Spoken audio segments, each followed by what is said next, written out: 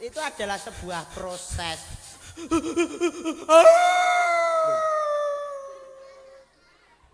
Urip iso kaya ngene.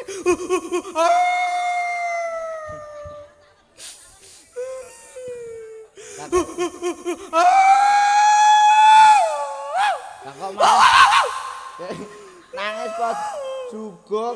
Ora mikir perasaanku. Oh, alah turunan kiri. Oh, kira dia semua. Aku ki sedih. Nek urung mangan. Ora kok perkara urung mangan. Buan akeh. Pada buan akeh mesti genti-genten ra gelem leren kok bangetan sing digawe kok. Kena apa? Digawe yo bareng-bareng modele ra gelem gentenan dik surak kenek kok yo.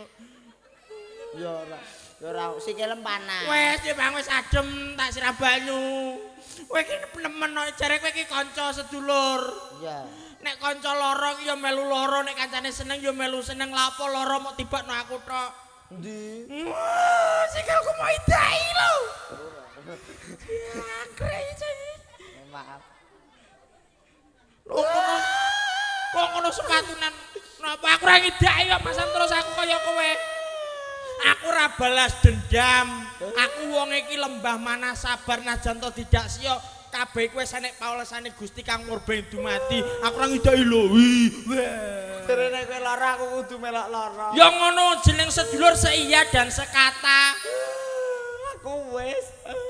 Lu kayak kenapa? Sikilku tak idaki dhewe. Gitu. Ora waras iki rumah aku iki dhewe kok nangis iki lho. Nge dadi bento ya ora apa-apa wong bento saiki pinter-pinter. Penek wong bento pinter wong bento ki ya jelas pendidikane iki wis mesti kurang, isine mung mangan wareg ngalor ngidul ra duwe tujuan ki wong bento kok iso mondo pinter iki lho. Lah nyatane aku ndek iki petuk wong bento telu tak takoni ya iso jawab kabeh. Masa wong bento iso jawab? Iya ceritane kan wong bento kuwi tak jejer tak barisne ya kaya iki lah modele ngene tak barisno. Tak barisno ngene. Lah kuwi terus tak takoni. Kok bento-bentomu ya? Wong bento nomor 1 sing manggon kok sisih kene iki tak takoni. Mau takoke piye? Kewan-kewan apa sing sikile papat duwe sungu? Kono jawab ngene. Sapi. Terus gue, wah oh, wong bento ya. Dek iso jawab ya. Iya. Sing wong bento nomor loro tak takoni. iya. Kan manggon ning tengah kene wong bento sing nomor loro kuwi. Ya ngono kuwi modele. Iya, ora. Rambutnya ya disemur ngono. Wedok kuwi. Terus tak takoni kewan-kewan apa sing sikile loro iso kluruk. Lah terus Jawab ngene. pitik. Ya Karo muring-muring. Ketoke bentone perkara kakan buan. pitik. Pitik. Bentone mergo kakean butan. Saking mumet budreke. Saking mumete. Arep bang bange wis kadung kakean. Terus bento. Bento. Tapi isek pinter. Lah sing wong bento nomor 3 iki jawabe suwi. Piye? Kan tak takoni ngene. Kewan-kewan apa sing awake gedhe duwe telale? Ayo nek kowe ngerti kewan apa? Kuwi gajah no. Masa iki wong bento ndek iki? Ndek iki ra nggo kathok lho padahal. Sik to. Ih. Duh, kowe ki arep mendi aku iki wedi kok. Aku paling benci karo wong bento iki. Padha mbone aku. Lho, lah terus kenapa kok tak cedhaki ning ngaleh? Lah kowe gak yo bento? Lho. Kok iso bento piye? Kowe jare petuk wong bento wong telu. Telu, Kok iso ngendhek aku wong kene sehat walafiat seger warasan kok. Lah iya petuk wong bento telu tak takoni iso jawab. Sing pertama Tak takoni kewan papat duwe sungu jawab sapi. bener kuwi.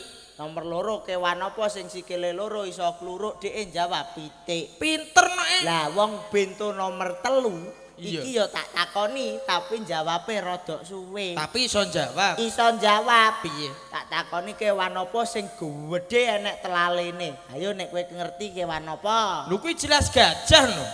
Positif iki. Positif iki. Bento nomor 3. Petuk wong bento telu. Siji takoki kewan sikile papat, sing nomor loro pitik, gedhin ditelaling. Gajah ngono kok. Aku ben. Lah mbok mengakui. Matur nuwun. Iya. Tak resmikan tak lantik atas kebentoanmu. Iya. Saya tetapkan Wis. hari ini. Matur nuwun ning kene iki ya modele aku ya wedi ning daerah kene. Kena apa? Kene iki nek wong Bento Anyaran mang aku pas liwat ning gone pasar Dander ngono. Wonge ketoke Lanang apa wedok? lanang kakek diseneni sing wedok paling. Wah iya, sing wedok melok bento perkara kakean butuhan kok ya. Ku ya nesunan, gara-gara disentai sing wedok nesunan wong Bento kene iki modele nesunan. Tekanan Umpama kowe batin. teko kene terus mergae ngantek engko sore terus ora dibayar, kowe nesu ora? Nah aku ya santai ae ya tetep nesu mah. Lho, santai mau nesu. Ya nesu. Nesu? Nesu. Terus teko omah apa kuwi bojomu digodhog karo wong liya ngono kowe piye? ya nesu. Sabar. Piye to iki? Berarti ya padha karo sing ning gone Dander. Kena apa? Wong Bento wong Dander ya nesunan modele. Lah kowe teko omah bojomu digodhog wong liya piye? Nesu. Oh sabar. Kowe males ben aku bento. Lah wong poe Bento padha kok iso Aja rumah ngono lho, aku. Mas. Ngaturke salam dhisik. Nggih. Iki rombongan pisan saking wilayah Gresik. Gresik. Teng mriki nggih sami beto semen, Bu. Ora. Lho semen terkenal kan Gresik. Iya, umpama nggawa rencana apa nggo ngecor raimu. Piye tur masa urai wis kadung bagus ini kok dicor lho semen cap kaki 3. Nggih. Kuwi larutan goblok.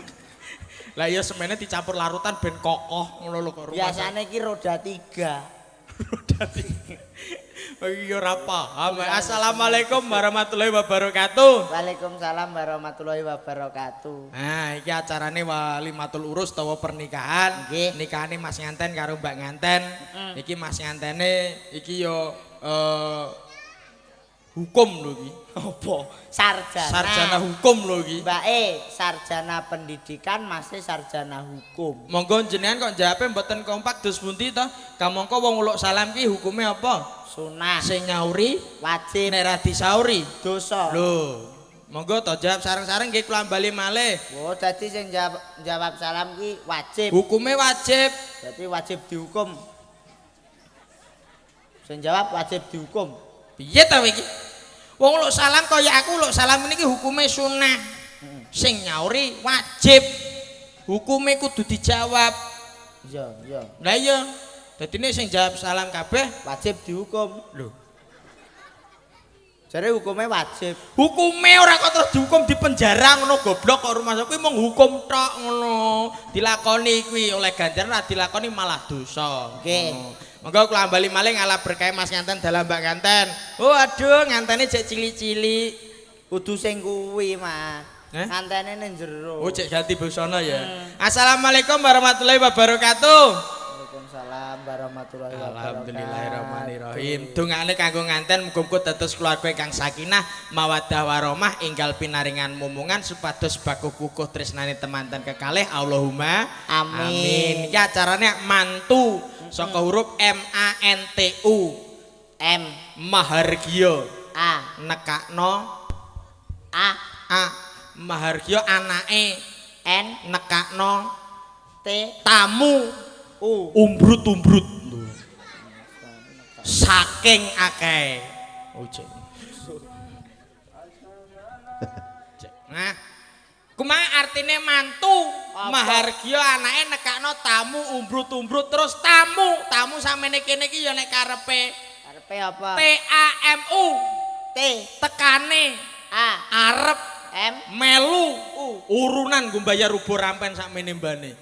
Lho, ngene mlane dikelompokno monggo sing daer-daer yen. Masa iya? Ngeten iki sedaya nggih buah nggih, Bu nggih. Buah lho macam. Alhamdulillah. Ngono mau takon yo jilbaban kabeh ketok ayu-ayu wong jamaah tahlil kok rumah Berarti saku. bener omonganem, bener. Lah iya, ngono. Iki lho sing paling nom dhewe ya ampun. Lemu piye to bocah? Nom. Kok lemu? Kok nom kok iso ngarani nom? Lah iki sik imut-imut comel ketok comel. Comel ngorene untune. Aja ngawur. Cara sepeda no metik. Lho, kok iso metik? Tanpa gigi. Metik tanpa gigi. Ngono. Tapi mbiyane ayu tenan. Ayu mbiyen kabeh sing para rawon iki kene sing lanang yo ganteng-ganteng sing wedok yo ayu-ayu. Ya jelas. Ngono. Tapi umpama kon milih iya. mesti sing akeh. Apa? Cara cucuk lampah MC, Heeh. tukang orjen, tukang kendang. Kuwi sing akeh pengen dadi bojone tukang kendang. Orene ya bener kaya Mbak Nganten iki entuk bojo sarjana hukum. Lho kuwi ngono dadine ngerti tatanan hukum, dadine mlaku sak mlaku ya ora sembrono, mergo ngerti tatanan hukum mesti bener dipikir saurunge. Lah marai urung ngerti sejatine tukang kendang ki piye. Lah kok seneng tukang kendang ki terus disenengi apa? Nek wong wedok kuwi ngerti sejatine tukang kendang ki piye, mesti milih duwe bojo tukang kendang. Kok iso? Mergo menakne leke arep bayi. Tukang kendang iki Iya. wong bayi iki wis enek bidan, wis enek dokter, kok iso Tapi- tukang kendang ngurusi? Prosesnya cepet nek bojone tukang kendang, Mas. Kok iso ngono? Lah nek wong umum Iya. iku biasane bayi lahir, kuwi nek Heeh. wis buka 8, buka 9. Kuwi anggek Akeh lahir. gelem lahir. Lah Tapi nek bojone tukang kendang, beda sediluk langsung berwol. mosok sediluk Lah piye wong dhek buka sithik jos. Buka sithik jos langsung berwol. Bayine buka langsung sithik jos. Oh iya. cepet. Lah ya iso dadi suwi. Dari ngono. Lah kok nek ditambah atak kintang-kintang, atak Biar- iki opo kok rabi kok iso dipadake tukang kendang buka sithik jos di rumahsaku. Tapi ora penak ndek bojo iki. Tukang ngerjen, kowe iki goblok ra pengalaman kok kowe. Wi iso njlomprongke para cewek-cewek cantik lho. Kena. Tukang orjen ki kayane gede, mergane enteng mung tenguk-tenguk. Mulih bayaran gede. Nah, tapi nek ganteng. Ganteng. Kalah ganteng aku. Mari aku dandan kok cara ora no kalah iki mesti. Piye wong kene irunge Aku mancu. iki nyamar kok ben kene ketok ganteng. Asline Asline ganteng aku. Walah, lah kok iso ora penake ndek tukang bojo orjen iki piye? Nek nglindur medeni wong. Lho, lah kok ora penak? Dadi kan mergawene midhe barang rupane ireng karo putih. Tukang orjen ya iya ngorjene irenge putih karo ireng kok. Lah bagiane awak sing rupane ireng putih apa? Meripat. Oh, jajal dadi bojone tukang orjen. Peneki mripatem nek nglindur. Oh, ini. Oh, ini lho, Mas. Gak apa-apa tak pijetno jare mripatem kesel. Ayo kono ndak medun, ndak medun. Jongkarke Mas Nganten karo Mbak Nganten. Sampeyan goyang karo aku ning kene. Iki ben dijogete. Gilirane Mas Gandes. Mergo aku we. Ayo goyang no. Ayo. Ya ayo penang goyang nong kene ya. Dik. Goyang kok malah baris.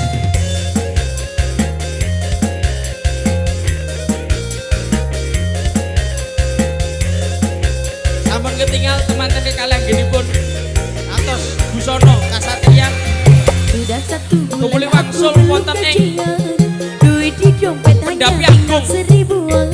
Kadang sehari Agam hanya teman-teman satu kalih. kali makan. Kairit cucuk lampah kondang. Tapi tidak Cak ada cerita. Gandes. Yang lebih parah pacar pergi meninggalkan. Menjauh mengelak dia cari pengganti. Hei. Karena aku tak seksi seperti yang Joget, lain. Cik. Pedalik pun aku tak sanggup membeli. Pusing kepalaku, pusing tidak ku bisa kesan kilat. Mas, cemas hidupku pun cemas hidupku jauh dari bahagia. Karena endi kono lho nggone. Kok jablas.